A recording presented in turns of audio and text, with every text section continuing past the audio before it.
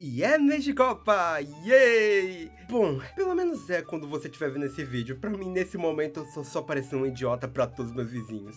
E pra comemorar esse momento, eu pensei que tinha que fazer um vídeo especial com uma das animações da minha infância que eu sempre quis rever e falar sobre por aqui. Eu nunca fui e nem sou um fã de futebol, mas futebol com poderes sempre foi uma parada que eu achava muito legal. E sinceramente, eu ainda acho. Não é à toa que eu adorava Super 11. Então, quando o Sentokai chegou no Cartoon mais ou menos ali na época da Copa de 2014, foi tipo amor à primeira vista. Eu adorava. Eu lembro até hoje da minha empolgação quando numa madrugada aleatória a abertura mudou e simplesmente começou a segunda temporada. E assim como todos, eu fiquei muito feliz com o anúncio de uma terceira temporada. Por isso hoje, nós iremos nos aprofundar em Sentokai e todo o material que saiu até então. Pelo menos até o momento que eu tô escrevendo o roteiro desse vídeo. Mas antes, um pequeno aviso para caso você tiver chegado agora. Os vídeos longos, que são esses vídeos de mais de 30 minutos em que eu falo de alguma obra, tem justamente como ideia levar a sério animações que se levam a sério. Por isso, eu levo com uma mídia qualquer, como um filme, uma novela, enfim.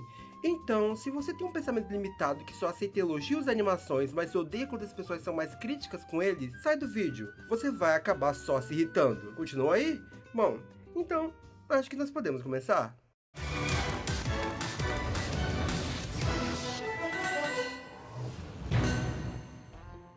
Sentokai conta a história de Zack, Chloe, Quiet e Fenzi, que frustrados após perderem mais uma partida de futebol para os valentões da rua, veem uma estranha luz e se aproximam dela, com a mesma concedendo braceletes dos quais eles não conseguem tirar. E ao falarem Sentokai, eles são puxadas para uma outra dimensão, a dimensão Pan, onde eles conhecem Tampo, que os explica que os braceletes os escolheram para serem guerreiros Sentokais, esses que vão lutar no torneio Sentokai para salvar o mundo de Zorn. Entretanto, eles são péssimos jogando, e por isso, Tampo tem que os treinar para poder vencer.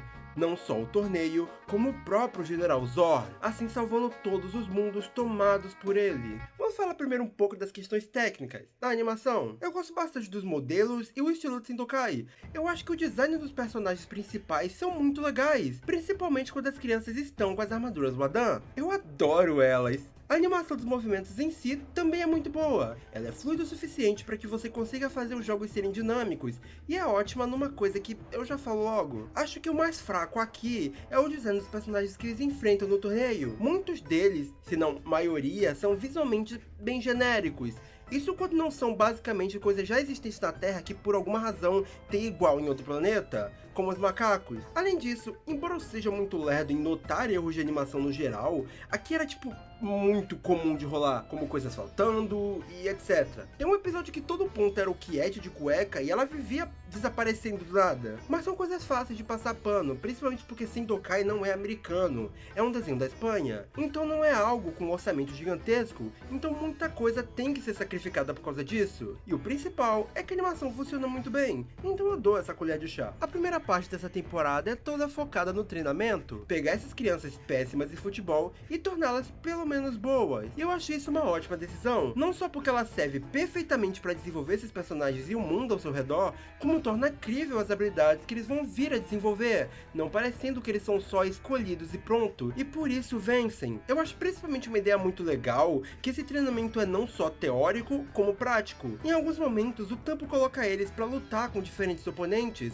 seja a sua equipe original, demonstrando os poderes e como utilizá-los, o Lula e os Luz, ou até fora dos combates específicos, como quando os Senkuns estavam achando toda a parte explicada muito chata, querendo alguma aventura, de forma inocente sem nem entenderem o peso do que está acontecendo. É então que o Tampo, sem que eles sequer saibam, leva eles até a dimensão dos Urloks, seres que tiveram o planeta devastados por causa dos Zorns. Lá, eles não só são forçados a aprender a usar a sua força 100 para derrotar esses bichos que os aterrorizam, como vislumbram o que aconteceria se eles perdessem. Dessa forma, o Tampo não só os ensina a usar na marra a sua força 100, como faz eles entenderem porque tem que levar tudo mais a sério. Não só como grupo, mas eles também são individualmente trabalhados por aqui, com cada um tendo que lidar com seu arco, com eles tendo seus próprios episódios. E eu queria falar um pouco de cada um deles, porque eu realmente gosto muito de como isso é escrito. A Chloe é a primeira a ter seu próprio episódio. Seu drama pessoal é que ela gosta de desenhar, e quer ser uma artista,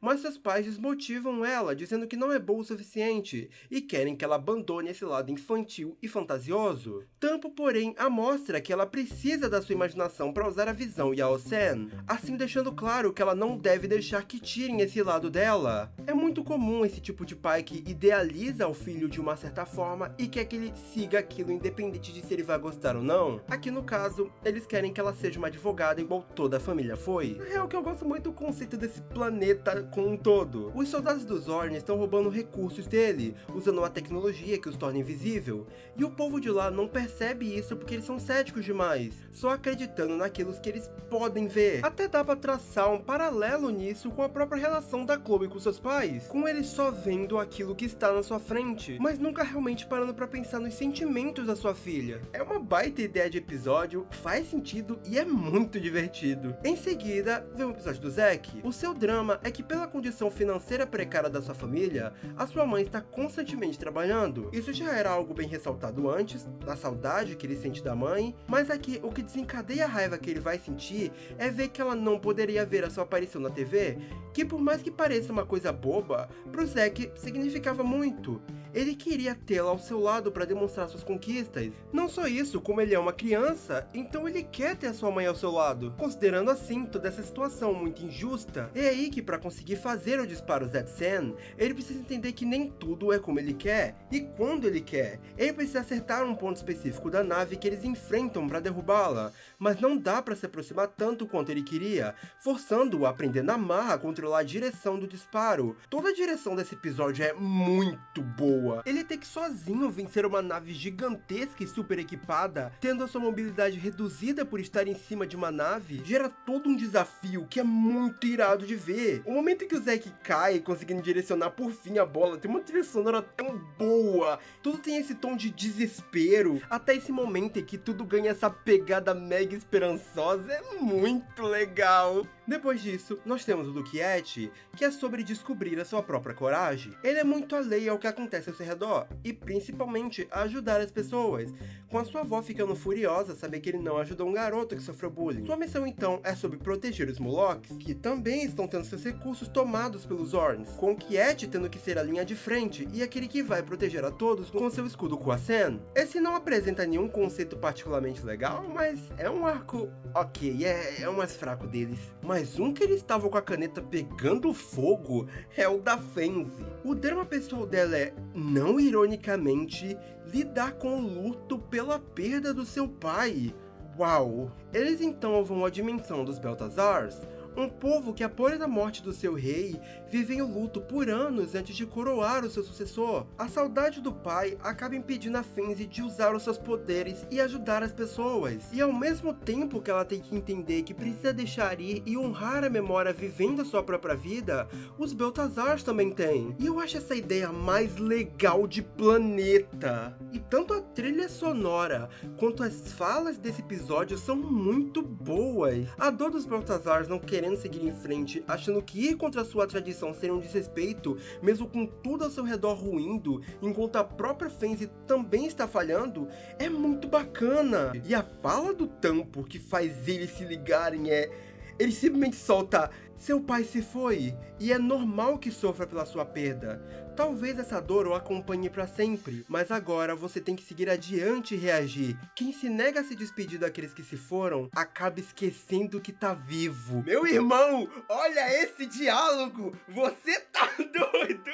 Com a Fenzi durante todo o episódio segurando uma foto do seu pai e nesse final deixando ele simbolicamente ir para poder ajudar as pessoas. É uma forma fascinante de demonstrar luto para as crianças, principalmente porque muitos desenhos americanos não querem ter que lidar com esse tipo de coisa, com a morte, deixando tudo muito nas entrelinhas, mas aqui fica bem claro o que tá acontecendo. E esse é fácil, o melhor dos episódios de treino e desenvolvimento. Eu amo muito ele. Eu nunca esperaria que a história mais densa e dramática seria a da Fenzi. E isso me pegou tão de surpresa que ela se tornou minha personagem favorita meio rápido. E eu também gosto muito do Tampo, porque ele não só é um mestre muito bom em ensinar, como em demonstrar. Ele leva essas crianças a lugares já devastados para mostrar o que elas podem perder, mas ativamente ele tá lá para ajudá-las e guiá-las nas suas missões de autoconhecimento. Ele não só observa, ele dá os seus conselhos, ao mesmo tempo que ele também ajuda, justamente para dar algum porto seguro, mas ele também sabe pressioná-las quando necessário. E dá pra ver que ele genuinamente se diverte em poder voltar à ativa e ver o crescimento dos seus alunos. Isso tudo e ele ainda consegue ter bom senso de humor, sem nunca ser ridicularizado. É bem equilibrado e por isso é fácil se apegar a ele, sem falar que ele lança cada pedrada de diálogo. E embora boa parte desse arco tenha muito mais foco em uma parte mais bem-humorada, ele ainda é muito bom. Ainda que em alguns momentos ele tenha alguma trama um pouco mais genérica, como os episódios não são tão grandes, nunca fica realmente repetitivo. É algo gostoso de assistir, sem mentira. Mas bom, em relação ao torneio, um ponto de destaque que eu gosto muito nesse arco é que ele ainda trabalha as relações desses personagens e suas outras questões, seja aprender a confiar mais nos outros, o sentimento de solidão e como não devemos deixar o trauma nos impedir de apreciar aquele que nos ama, como reprimir os seus sentimentos pode nos tornar uma pessoa mais instável. É não só uma batalha para definir o destino da Terra, como mais uma aula do tempo que faz essas crianças se tornarem a cada jogo e a cada momento uma versão melhor delas mesmas. Algo que eu falo bastante nos meus vídeos, mas acho que principalmente nos vídeos longos, é de como muitas animações que são boas em coisas como drama, desenvolvimento, animação, enfim, acabam tropeçando quando o assunto é ação, deixando muito a desejar, mesmo que às vezes sejam literalmente séries de ação. E bom, eu posso dizer que Sentokai não é um desses. Sim, os primeiros jogos são mais básicos, mas em certo ponto, realmente eles conseguem fazer eles não só serem interessantes, como até meio tensos, te fazendo pensar como eles vão sair de certas ocasiões, principalmente porque o drama impulsiona esses momentos, e não somente os segura completamente. As partidas do arco de treino são legais e tal, mas aqui elas se superam bastante, realmente é bem divertido de ver como deveria. E não só uma parte obrigatória que você sabe que tem que existir, mas os animadores não estão particularmente interessados. Eles sabem que o jogo precisa estar ali e existe um esforço para que esse jogo seja bom. Até porque é futebol com poderes, cara, o conceito por si só é bom. E assim como numa partida real, não é só o Zack que faz tudo porque ele é o protagonista. Tem muita essa energia de que todo mundo tem o seu momento e todo mundo ajuda bastante. Tanto que muitas vezes, o Kai final, ou momento de maior destaque, não é do Zack. Em cima disso eu tenho que destacar que, meu Deus, eu amo os ataques dos protagonistas. Os efeitos que eles usam para representar são tão bacanas. Eles enchem os olhos e animam muito de ver. São representações visuais criativas que são muito marcantes. E até os movimentos de mão usados também são muito legais. De forma que é impossível uma criança ver isso e não querer imitar. O foco e destaque é ótimo para valorizá-los. Um dos meus momentos favoritos é justamente quando o Zack vê a garota que ele ama e os seus amigos em perigo. E isso desperta uma força de vontade tão grande nele que ele consegue realizar um ataque que em teoria sequer estava pronto para usar e que podia colocá-lo em risco de vida. E pô, na moral, olha isso, ele desenha o símbolo do ataque com o pé, que bagulho legal! Tanto que depois ele não consegue usar o mesmo poder, já que por não dizer o que ele sente, ele acaba se limitando. É interessante porque você quer ver aquilo de novo, mas agora sabe que quando vier, vai ser em outro grande momento, entende? Isso era algo que eu adorava. Quanto mais se adicionava em poderes, mais me impressionava com como eles eram genuinamente criativos. A equipe parecia que estava adorando o seu trabalho. E embora comece lento, como eu comentei, é notável que existia um cuidado em pensar em maioria desses oponentes quando o assunto é conceito. Nem todos eles eram necessariamente super originais em design, mas pelo menos eles traziam um conflito interessante pro jogo. O melhor exemplo é os Norbius, uma entre muitas aspas raça que está conectada telepaticamente e por causa disso tem movimentos sincronizados, tornando um grande problema para os Senkuns, tão grandes que eles até perdem, não só pela desvantagem, mas porque nesse momento eles não estão trabalhando em grupo como os Norbius, já que a Fenzi estava tentando se manter sozinha e isolada, com medo de se machucar mais, um sentimento movido pela distância que se formou entre ela e a mãe depois da morte do pai. E eu gosto de como isso se conecta no fim. Os Norbius que estão sempre juntos se sentem sozinhos por serem todos basicamente a mesma pessoa. Isso desperta a vontade na Fenzi de não desperdiçar o que ela tem, amigos, e faz eles repensar pensarem como trabalharem integralmente com uma equipe mais unida. Ou as irmãs Cronahan, que literalmente podiam ver o futuro, criando toda uma dinâmica própria, onde inicialmente elas deixam com que eles marquem porque veem o futuro de um jeito e confiam demais nele achando ser certeiro, sendo essa justamente o que se torna sua ruína. E eu tenho até que abrir aspas para falar o quanto o conceito de crianças conseguindo derrotar uma raça capaz de prever o futuro é não só muito da hora, como abriu margem para uma cena fantástica. A motivação da Chloe para usar seu novo poder é o tanto que ela se importa com seus amigos, mas de forma destrutiva por causa do quanto seus pais a pressionam, e por ela estar prestes a perdê-los por saber que vai ter que se mudar, ela tenta se convencer de forma tóxica que quer ser uma advogada como seus pais querem, sendo essa a forma que ela escolheu para esconder a sua própria dor, sendo representado com ela quase perdendo a sua vida por isso. É um paralelo muito bom de como pressionar seus filhos a ser o que você acha melhor para eles só faz eles se autodestruírem. Ela estava disposta a aceitar o fim da própria felicidade para poder deixar outras pessoas ditarem o que ela deve ser, e é nesse momento que o Zack diz que ela não pode abandonar os seus sonhos, que se ser advogada é o futuro dela, ela tem que mudá-lo, sendo quando a Chloe aceita que os ama e se importa com eles, e finalmente consegue realizar a centelha no 100, de forma que ela literalmente altera o seu destino. E isso é muito legal. E só olha isso, a ideia de se multiplicar e estar em todos os lugares do campo ao mesmo tempo, para que assim ela assuma a Chloe de um ponto específico para se teleportar, é uma forma muito boa de representar isso. O que me dá espaço para me aprofundar um pouco mais na motivação deles durante o torneio. Todos eles estão lidando com o medo da separação dos seus próprios jeitos. A mãe do Zack por fim volta, mas ele tem a notícia de que eles conseguiram um trabalho em outra cidade, por isso precisariam se mudar. A mãe da Fancy quer se mudar para poder se afastar das suas memórias dolorosas. Os pais do Quiet querem que ele volte para casa por estar, sei lá, vagabundando muito, eu acho. E os da Chloe vão botá-la no internato. É meio que toda a problemática principal deles. Vencer não só suas questões pessoais, mas o medo de perderem um ao outro. A motivação do Zack é a própria Chloe e seu amor por ela, o que sinceramente, ainda que com alguns clichês na frente, eu acho uma relação muito clean. Ela é bem inocente e fofa. Eles têm todo esse tom de amor juvenil que eu adoro. Realmente não parece só dois personagens que têm que ficar juntos por serem mulher e homem. O da minha querida Fancy é sobre o seu amor pela sua mãe, mesmo em uma relação difícil. O episódio todo dela é um show à parte na real, pois nele eles têm que enfrentar a mesma raça que os fez entender o perigo da missão, e do Zorn por si só, quem os deu sua primeira armadura, a perspectiva de como a derrota podia ser, tudo isso porque eles mesmos acham que tem chance de ter seu mundo restaurado. É triste, e de início pode parecer até egoísta, mas eles perderam tudo, e vem nisso a chance de recuperar um pouco a sua esperança. De início eles não entendem, ficam com o pé atrás de jogar sério, e isso é muito bom. Eu adoro esses momentos que personagens têm que lutar pela salvação deles e de outras pessoas, mas em certo momento isso entra em conflito quando eles têm que lutar com outras pessoas que se importam. Isso será a forma da Fancy entender que, apesar de qualquer coisa, a sua mãe se importava com ela, errado ou não, é muito interessante, porque ela vê que eles estão fazendo isso não só por eles, mas para que a próxima geração possa não ter que viver do jeito que eles vivem. É também por amor aos seus filhos. Eu acho que a mãe da Fancy é, tipo, extremamente falha. Ela se revolta diversas vezes com a filha e parece ter problemas direto em entender que a garota também tá passando pelo luto e tem saudade do pai. Tem um momento que me revolta muito, que é quando no funeral ela acha um absurdo a Fancy estar triste e não querer conversar com ninguém. Tipo, moça, sua filha de, sei lá, 10 anos perdeu o pai, dá um tempo pra ela. Só que trazer a mesma com motivação não é ruim, porque eles não colocam a mãe dela como certa por ser desse jeito, e sim como alguém que, errando ou não, só quer o bem pra sua filha, assim como eles querem salvar os seus. É incrível que a Fancy tem umas 3 problemáticas principais dessa temporada,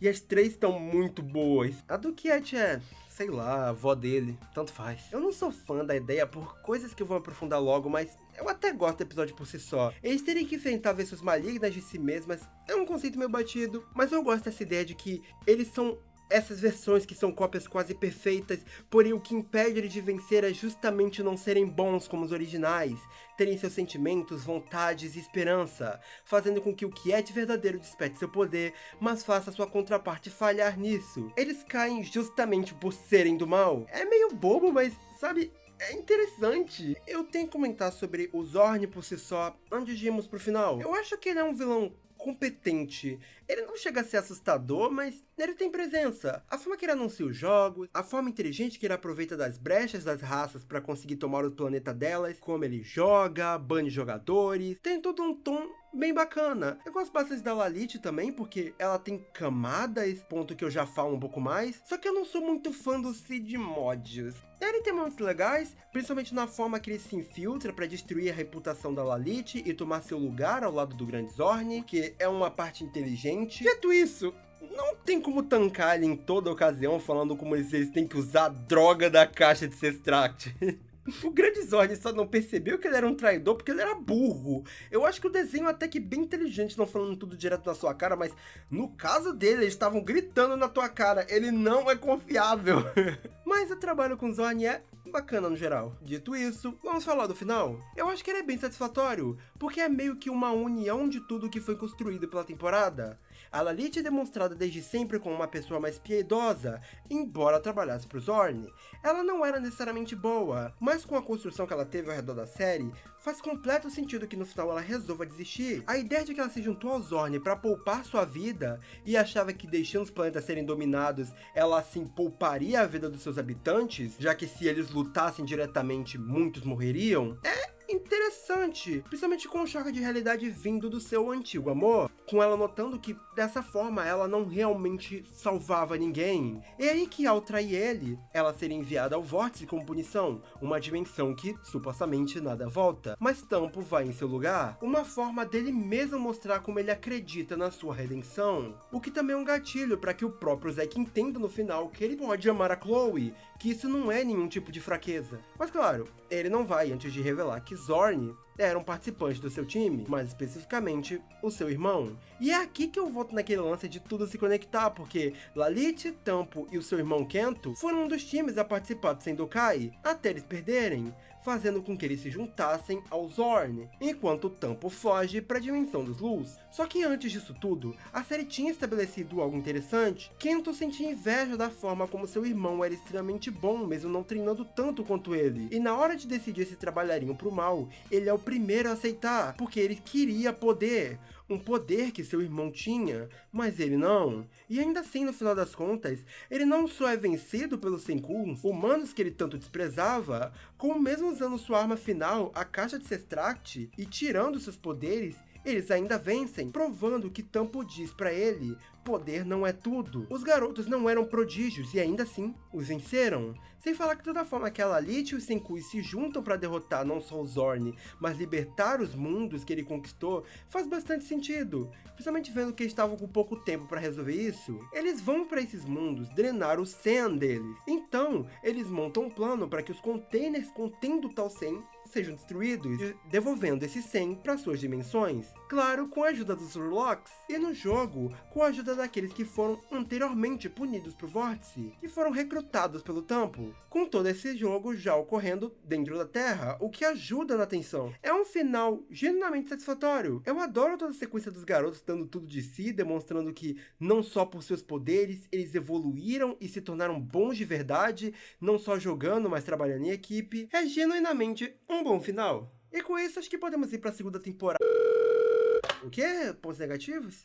Eu tenho que falar disso também.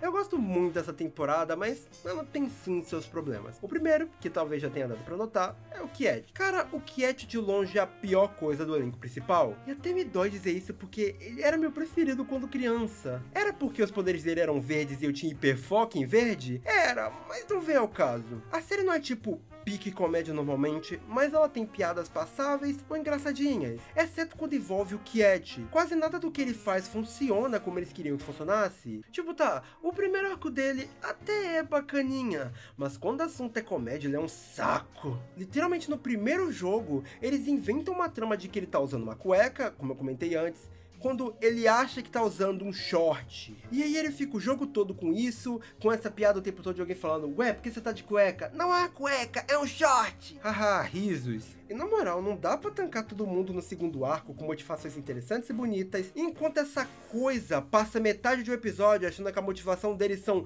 sanduíches. Haha, piada de gordo, ele come, haha.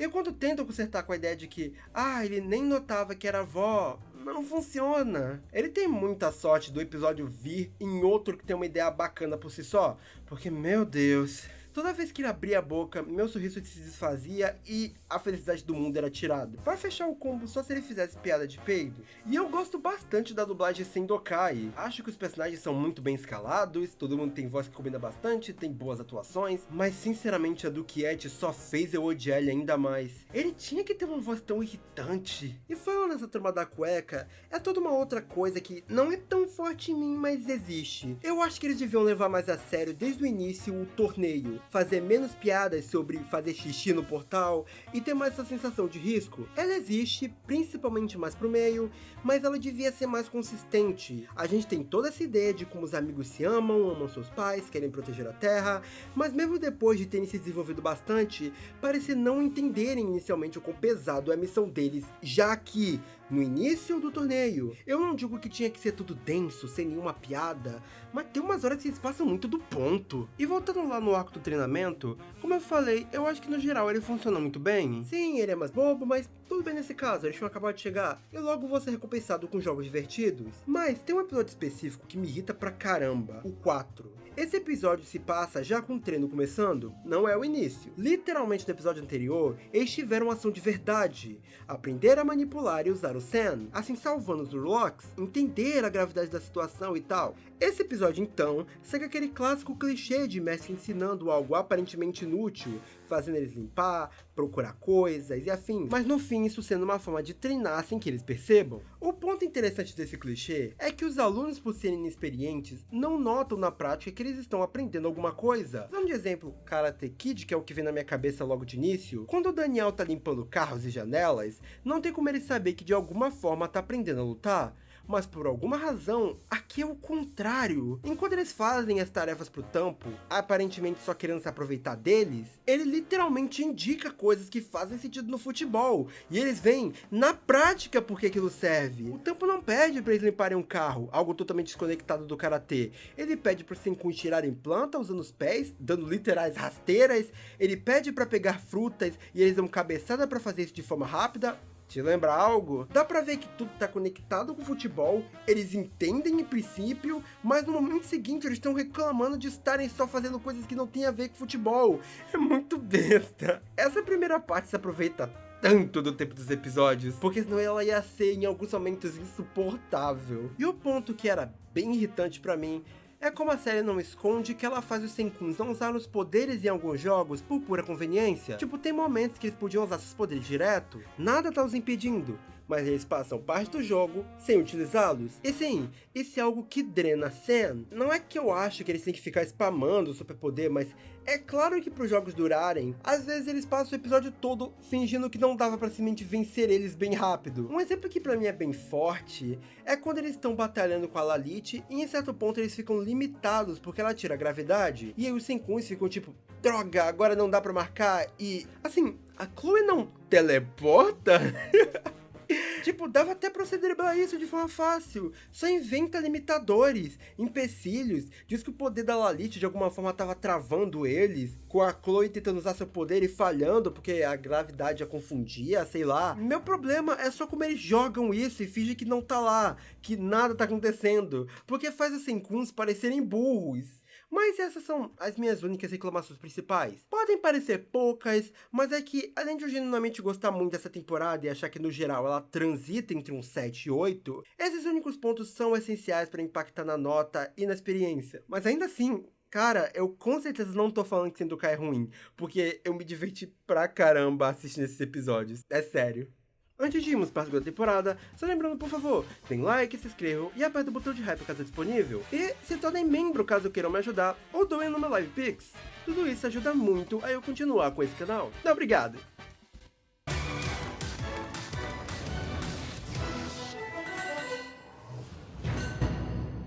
Enquanto eu vivia uma vida normal, depois de ganhar o torneio Sendokai, um aluno novo chamado Lon chega à escola. Os Senkuns tentam conversar com ele para se tornarem amigos, mas ele não parece muito interessado nisso. Porém, ao dizer que jogava melhor que Zack, eles acabam decidindo se confrontar na quadra. Mas durante o jogo, um estranho monstro aparece sobre eles.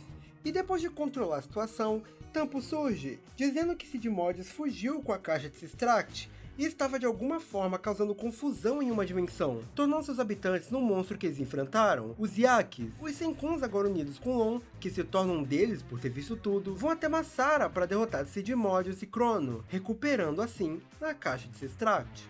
Essa temporada nos traz algumas mudanças de dinâmica que são genuinamente muito interessantes, renovando a série de forma bem inventiva. Para começar, a animação da série sofreu uma leve mudança. Dá para notar que ela está consideravelmente mais fluida, além de que eu diria que ela tem mais efeitos, não só nos poderes, como de uma forma geral, até mesmo nos secundários. Não só isso, como tem outras coisas mais originais, tanto em conceito como visualmente. Uma mudança pequena, mas de grande impacto. E não só visualmente isso acontece, o maior ponto alto dessa temporada é justamente como ela tenta não ser mais do mesmo. Não temos simplesmente de cara outro torneio, um grande vilão, tem algo fixo pra lutar sim, mas eles procuram dar uma mudada não só de ambiente, pra um lugar muito mais interessante visualmente, como nas espécies, adversários e dinâmica do treino. Mesmo quando, por exemplo, temos de novo os Senkuns tendo que lutar com oponentes pra adquirir um poder novo, eles usam esse recurso por tipo uns 3 episódios, e não por todo um arco de meia temporada. Existe um foco nos personagens do planeta Terra, explorando um pouco mais suas vidas e dinâmicas,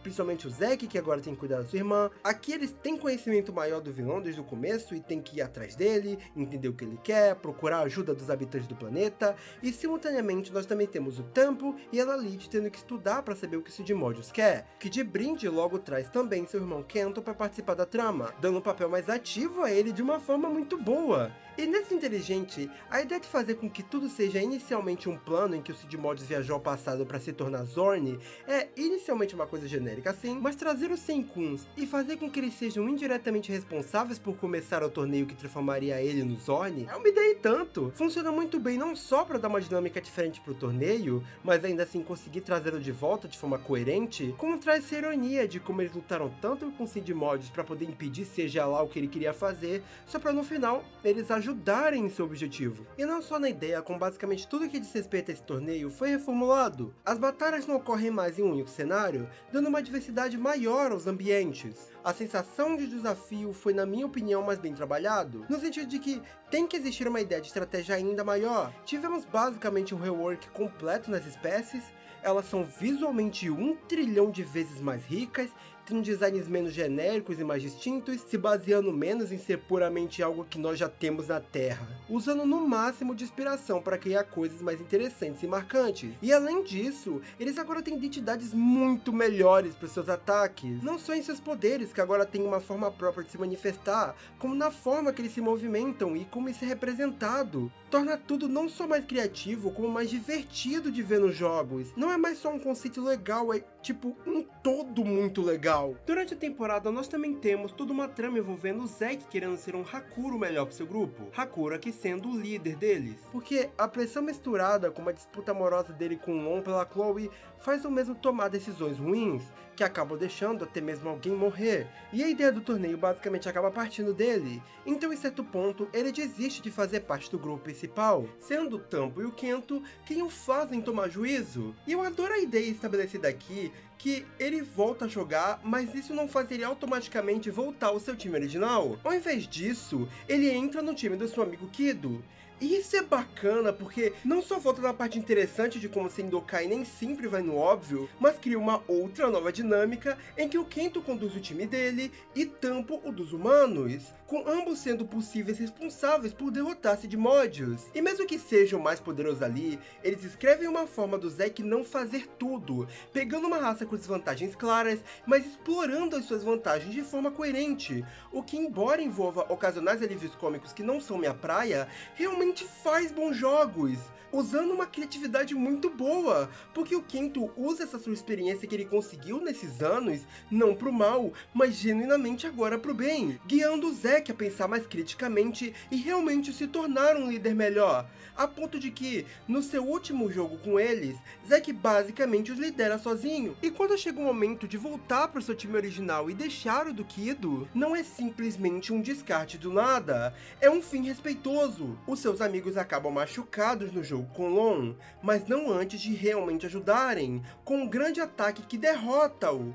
sendo os primeiros dos times principais a fazer a fusão Nerocean. Não é somente algo obrigatório de ocorrer que tá lá porque sim, tem propósito, não só pro desenvolvimento do Zack, como do próprio Kido. E nessa questão dos jogos serem bons, eu acho que o jogo final contra o Cid Mods é muito legal. Ele explora bem a ideia de um jogo equilibrado. Por boa parte dele, realmente tem uma tensão dos dois lados.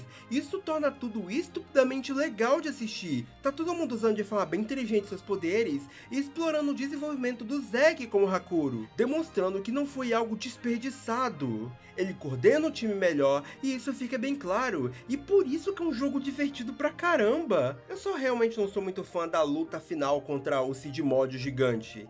Eu tenho um pé atrás com o clichê de chefe final versão gigante. Não é muito criativo, mas o chute final é bonitinho. Além do mais, a série fica consistentemente bem mais séria. O torneio tem suas piadas, comédia e tal, mas não tem mais aquele tom de ser só uma segunda-feira que a primeira temporada sempre colocava, principalmente no início do torneio. Eu acho que eles respeitam muito mais aqui a ideia de que não precisa ter piada toda hora mal pensada só porque é um desenho pra criança. E acho que a parada mais bacana é voltar na importância da Danima. Eu não comentei sobre ela ainda, mas eu gostei bastante da sua apresentação. Ela é uma boa substituta temporada do Tampo. Ótima porque eles escrevem ela de forma diferente dele. Ele era um mestre mais sábio, porém ainda assim rígido. Ele botava as crianças em situações que as forçavam a dominar seus poderes. Dá pra dizer que a Danima, porém, era mais passiva. E isso é bacana. A única coisa que me pega um tanto é que eu manteria ela por um pouco mais de tempo. Ela é boa o suficiente para ser fofo quando seus ensinamentos são usados e sua memória valorizada, mas não o suficiente para eu chorar por ela como a série parece querer que eu faça. Tem umas coisas que eu vou falar logo que eu apagaria para mais episódios dela, sabe? O Tampo funciona melhor porque a gente teve um arco gigantesco, já que a maior parte da primeira temporada é com ele. Mas eu acho que a coisa que mais me pega nessa temporada é como por vezes os desenvolvimentos dela são meio estranhos. Por exemplo, o Kento é muito bem escrito pós-redenção. Ele realmente se torna uma pessoa melhor, sem ficar voltando a ter recaídas de maldade como muitas séries fariam. Mas ainda assim, ele mantém uma personalidade diferente do Tampo, resolvendo as coisas do seu próprio modo e realmente instruindo o Zack a se tornar um bom Hakuro, como ele disse que faria. Mas a forma que a sua redenção começa é meio rápida. Ela vem quando ele desafia o Tampo para um Sendokai e eles têm no meio do jogo toda uma DR, o que não é uma ideia ruim. Usar o jogo para representar as emoções é o que a série sempre fez, mas é só o Tampo falar que, independente de qualquer coisa, ele admirava o irmão, e imediatamente ele vai pro chão, começa a falar que não sabe como ele se tornou aquilo, e imediatamente muda de atitude. Zack é algo semelhante. Ele tá tendo todo o seu surto por ter falhado muito, mete o pé, demonstra como tudo aquilo afeta-o bastante, mas ao ouvir um conselho do Kento, ele imediatamente se torna mais maduro. E tipo, a forma que tratam o Zack aqui é muito legal. Ele tem em alguns momentos uma quase queda para um lado mais infantil, mas sempre entendendo o peso do que eles estão fazendo e como a sua missão é importante, se tornando um bom líder não só de forma falada, mas de forma visível para o público. Ele realmente se torna uma pessoa totalmente diferente, que no final ia ficar para trás para deixar seus amigos terem uma vida feliz e normal, mesmo que a dele não fosse. Mas ele só voltar de vez sério é muito estranho. É como se tivesse passado um grande time skip, e não no máximo uns 2 dias. E mesmo esses momentos que envolvem uma quase recaída dele, é por causa da Chloe. Eles começam fazendo algo rushado, mas o pós é bem escrito. Isso acontece em algumas coisas específicas da temporada toda, e é meio estranho. É como se eles quisessem muito chegar num ponto e corressem pra chegar nele. E aí, quando estão lá, eles conseguem escrever tudo num ritmo melhor. E sobre o vilão, o Cid Mods é competente, mas meio que a vilã é a Chrononyacht. Como a própria série aponta, o Cid Mods é muito mais uma peça do jogo. Maior parte do tempo ele funciona, não acho que o design dele fortão seja legal, na real é meio bobo. O barão de repente se transformou! Está mais alto! Mas os jogos dele são bem legais, que não é exatamente muito mérito dele, já que todos eles são. Mas de toda forma, os seus poderes faz tudo ser muito mais interessante de ver do que o próprio General Zorn. E vai tudo se encaminhando pra Chrononyacht bolando seu plano. É legal. Sinceramente, Sendokai até agora não fez um vilão que seja tipo, uau!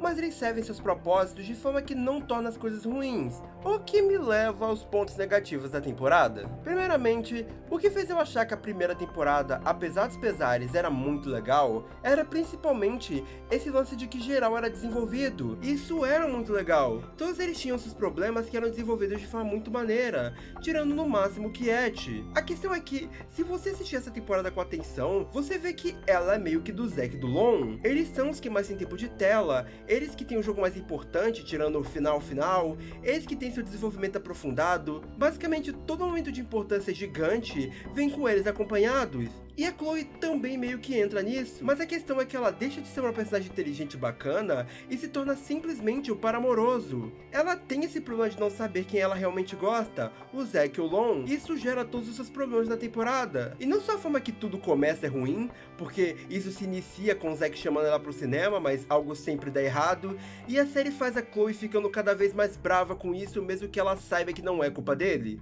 Tipo, presta atenção, a primeira vez eles tiveram que ir às pressas para Massara após serem atacados. Na segunda vez, os pais do Zack, que eu já vou falar logo, o obrigam a ficar de babá de última hora. O que ela entende, mas fica brava quando ele aparece no treino com ela, sendo que, tipo, de um lado tem uma ida pro cinema que pode ser adiada, e do outro tem um treino que decide o destino do mundo. Qual será que ele vai fazer um esforcinho maior para poder ir, hein? E na última vez, o pai do Zack, de novo, arrasta ele para fazer outra coisa. E beleza, essa última tem culpa dele sim, porque o próprio Zack diz que no final das contas ele acabou meio que esquecendo enquanto fazia isso, mas me incomoda como ela nem tenta ligar. Ela sabe que ele não ia só dar um bolo nela e tal. Enfim, nisso ela acaba indo com o Lon, que apareceu por lá, e juntos na casa dele, acaba rolando uma conexão legal através da música.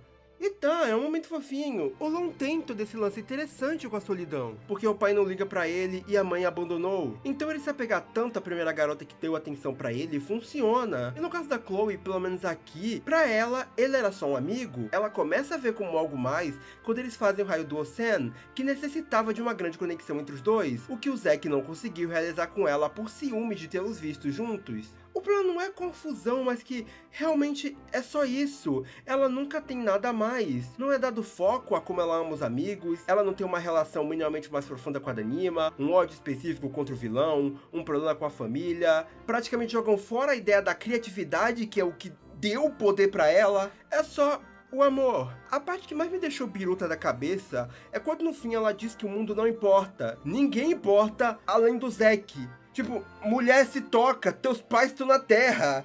Inclusive são os únicos que parecem ter evoluído pra melhor e se tornado pais melhores. Vira uma obsessão quase doentia. E se não tá sobrando muito pra ela, quem dirá pra Fenzi o Kiet? Nem plot romântico dá pra dizer que existe aqui. O mais próximo de foco que eles ganham é o episódio da barreira do Ocean. E enquanto os outros do Ocean, que coincidentemente eram do Zack, Lon e Chloe, tiveram focos só pra isso, eles aqui não são destaque. O ponto importante. Tanto que, diferente dos outros, aqui sequer existe uma dificuldade pra realizar o poder. Eles têm que dividir tudo com uma trama boba de babá do Zack.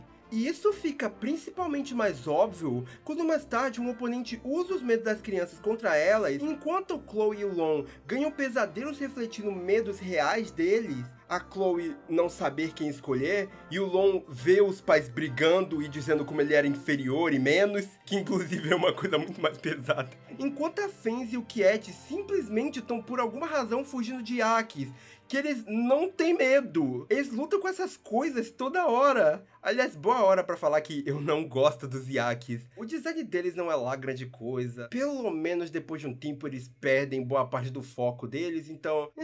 Mas eu não gosto. Mas não só dentro da trama da Chloe, como sozinho, o Lon tem um problema como personagem. Como eu comentei, o seu drama pessoal é realmente fantástico. Eu acho que as cenas dele com o pai são as melhores coisas do personagem. É notável o ressentimento do Lon pela forma que ele foi criado. Ele não consegue confiar nas pessoas, sempre achando que uma hora elas vão decepcionar, mas ao mesmo tempo ele quer a atenção do seu pai. É triste ver o Lon mega feliz falando que tem amigos e o pai sempre o colocando pra baixo, tentando tornar isso uma coisa ruim. E a cena que ele vai sair pra uma viagem de negócios é simplesmente o ápice disso. O momento que ele diz que vai mandar dinheiro pro Lon e que nada vai faltar.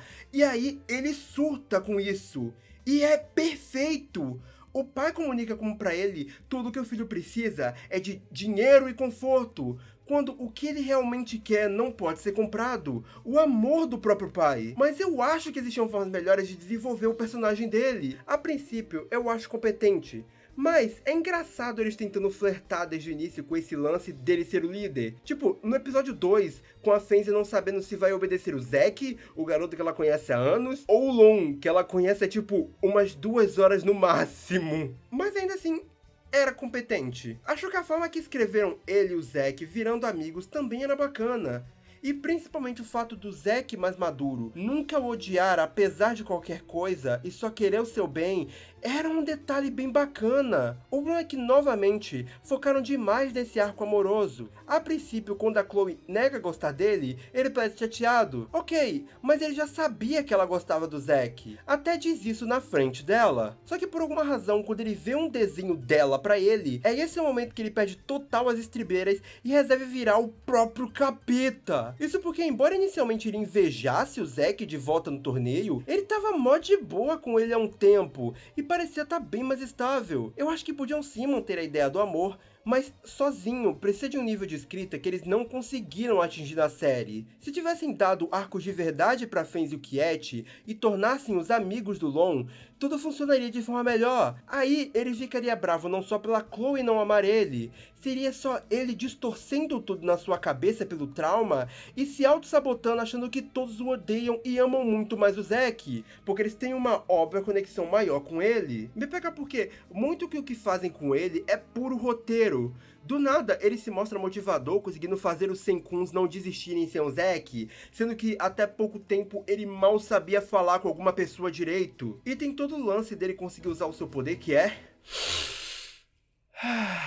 A ideia aqui é que ao sincronizar com os outros poderes, ele pode usar as habilidades dos outros personagens, o que é uma ideia muito bacanuda, se não valesse só pra ele. A série podia criar dinâmicas bacanas com personagens em certas situações, usando a habilidade uns dos outros, criando toda uma coisa divertida. Por exemplo, a Fenzi super funcionaria usando disparos at Sen, mas tudo isso é só pra ajudar a fomentar esse arco de ciúmes do Lon. E da batalha final, render um jogo que, embora muito bacana, só desperdiça uma ideia que tá lá porque convenientemente eles precisavam. E assim, meio que no final, todo esse arco dele vilão não vai adiantar de muita coisa no Sengate. Mas eu já chego lá. Falando nos pais, primeiramente, eu não entendo porque o Tampa obriga eles de novo a mentirem pros próprios pais sobre o torneio, alegando que estaria pânico, sendo que, obviamente, eles já tinham presenciado tudo e dificilmente sairiam contando por aí. Mas é estranho como, na escola, aparentemente, ninguém além dos valentões conhecem os Senkuns, mesmo com a invasão tendo acontecido.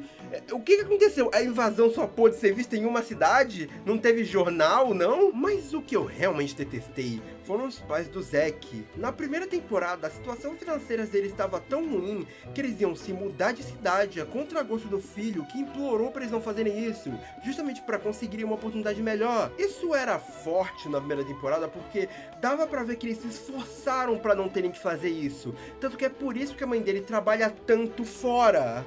Aí no final eles voltaram atrás, beleza.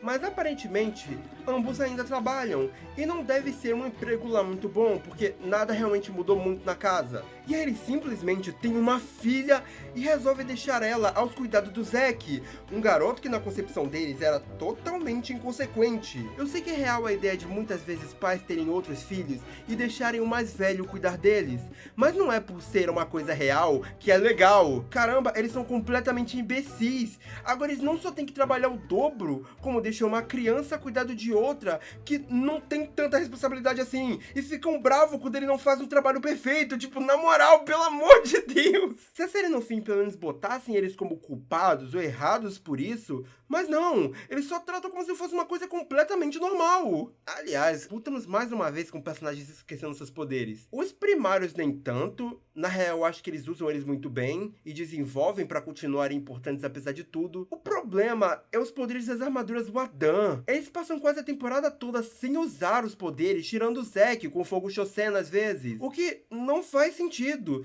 tanto que no início eu até achei que eles tinham perdido esses poderes. O que mais salva essa temporada e não faz ela ser um desastre é que é como se tudo ao redor desses personagens tivesse melhorado muito. Os secundários, o torneio, as ideias, mundos por si só, e principalmente os jogos que saíram de bons pra, maioria das vezes, muito bons. Mas em troca, eles infelizmente sacrificaram parte do desenvolvimento de personagens, que não era feito daquela forma em qualquer animação da época, deixando os personagens consideravelmente piores em prol de um arco que nem é tão bom assim. Isso só não fica desastroso porque, pelo menos em jogo, esses personagens continuam muito legais. E eu acho que a coisa mais próxima de flanderização em si é o Quiet do nada fazendo um comentário machista, sendo que ele tá num time com 2 mulheres. De resto, eles ficam só numa personalidade base, sem ter muito pra onde ir, tanto pra frente quanto pra trás. Então, é uma temporada boa. Tipo, de verdade, ela tem realmente muita coisa excelente. Mas o fato dela falhar tanto em um ponto que eu adorava, faz ela cair consideravelmente no meu conceito. Principalmente porque em alguns pontos, eles fazem bem pior coisas que já tinham fazido bem antes. Como o relacionamento do Zack e da Chloe, que não é ruim, mas perde aquele toque inocente e fofo de antes.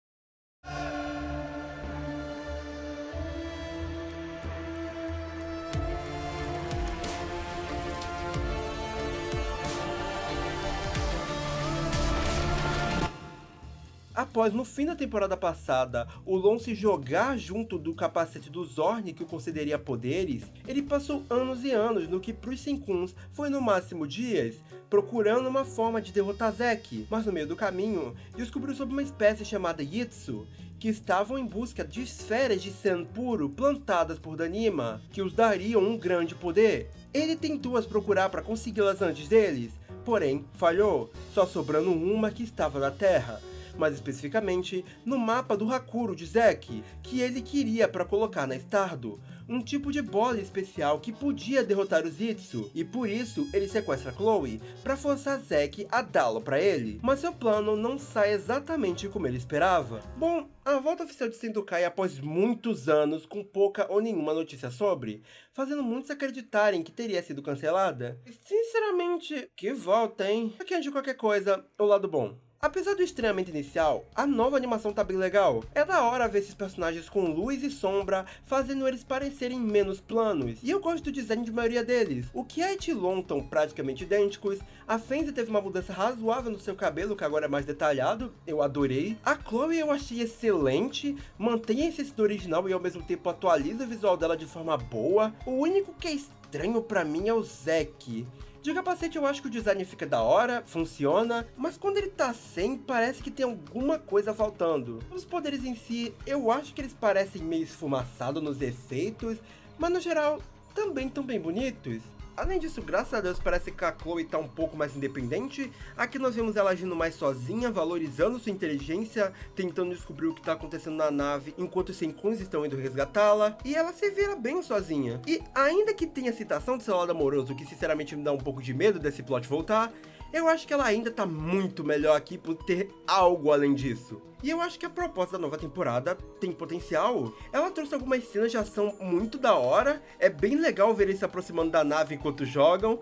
Além de que, caramba, mesmo que a cena final do Zack e do Lon jogando com a Stardo seja um tipo de atualização do jogo anterior, ela é muito legal. É onde melhor usam a animação. E embora claramente seja uma distorção da ideia original, porque claramente o Lon seria o vilão, e aqui dão a entender que ele só se tornou por causa do capacete, tem potencial pro plot. Só que embora seja uma meia hora divertida e bonita de ver, esse especial me dá tanto medo. O ponto principal da temporada passada foi desenvolver o Zack, até mesmo fora dos jogos. Nós vemos ele sendo uma pessoa mais responsável, calma e serena. Até mesmo eles somem com a dancinha dele, meio que uma forma de representar como ele estava muito diferente. Mas esse não é aquele Zack. A Fenzi e o Quiet desdenham dele, ela pergunta quem deixou ele no comando, e o Quiet do nada resolve tentar se mostrar melhor que ele, e o Zack compra essa brincadeira de mau gosto. Eles levam como piada a Chloe ter sido sequestrada em mais de um diálogo, o que é muito idiota. Praticamente não é levado nem por um minuto como algo perigoso, tudo é só colocado como tipo, ah, droga, pegaram ela. E o pior, temos o Zack perdendo a postura com seu grupo, antagonizando de novo o Lon e tentando se colocar como mais por ser o Hakuro. Sendo que tipo, não, esse não é o que escreveram antes? Eles não obedecem por ser o Hakuro. E sim, porque ele aprendeu a ser um bom Hakuro. Cara, é muito óbvio que eles claramente estão muito perdidos com esses personagens, principalmente porque, como eu falei, até flertaram em trazer a confusão da Chloe entre Law e Zack de novo. Sinceramente, eu entendo a ideia de trazer de volta aquele lance de explodir a nave dele igual eles explodiram a nave do antigo Zorn, sabe? Nostalgia, essa coisa toda. Mas enquanto na primeira temporada, pra explodir a nave do Zorn, a Lalith, que trabalhou com ele por muito tempo, teve que sabotar todos os sistemas, aqui, por alguma razão, o Long coincidentemente tem um Gol Destrói Nave. Claro que não dá pra bater martelo só com isso aqui, mas querendo ou não, esse é o início da terceira temporada. Temporada essa que até o momento que eu escrevo esse vídeo não saiu. É meio que um desrespeito a toda a segunda temporada, e eu acho que se a terceira temporada for desse jeito, ela só vai se beneficiar de gente que não parou pra rever a segunda antes. Mas se, assim como eu, você diretamente terminou de ver a segunda e foi ver essa, fica muito óbvio que, tirando a Chloe, geral tá totalmente resetado. O episódio é basicamente um bobo da corte te distraindo com um CG mais atual e bacana, pra você não reparar numa escrita claramente medíocre. Tipo, anteriormente, não parecia que eles podiam usar as armaduras fora das outras dimensões. Tanto que na segunda temporada, quando a Terra tá sendo invadida, eles lutam com os Yaki sem elas mesmo. Então, assim, o portal não tá mais funcionando, depois de toda a treta com as Cronas, e eles ainda estão na Terra, então como é que eles conseguiram puxar as armaduras aqui? É um episódio muito falho.